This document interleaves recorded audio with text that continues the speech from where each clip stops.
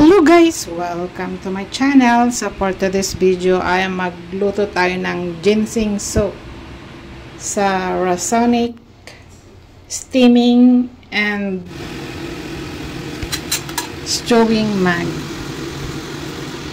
So meron tayong ingredients: pork bone, black chicken, and ginseng. So i-blanch muna natin yung ating chicken. So winas ko na yan para matanggal yung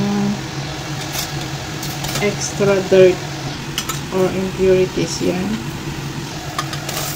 So i-blanch din natin yung ating pork para matanggal yung mga dugo at saka mga dumi dyan.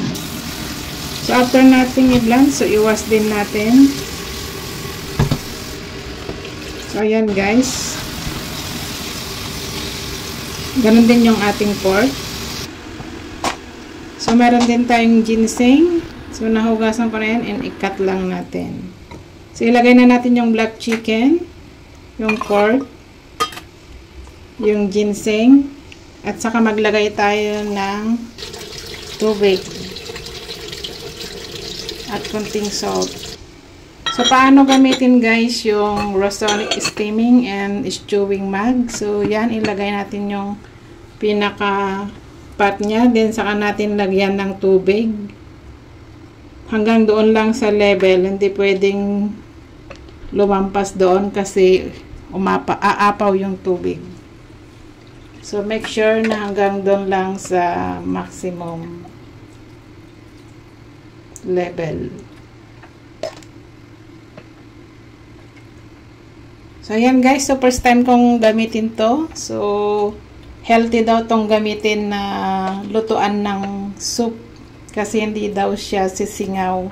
I mean yung lasa is nandyan lang sa loob, hindi siya mag-evaporate. So ayan, saksak natin on and iset natin yung oras. So ilagay natin sa 4.5 hours. So matagal siyang maluto. So ayan. Then iset din natin yung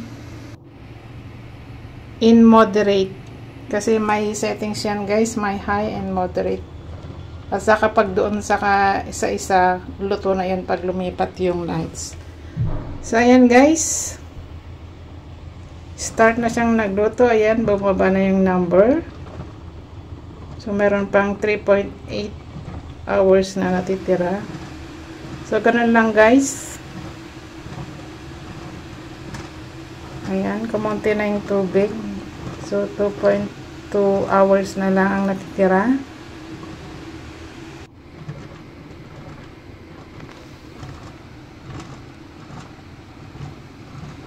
So habang naluluto guys, kumukunti rin yung tubig na nasa labas kasi yan yung nagluluto doon sa sabaw na nasa loob, yung nasa loob ng pot.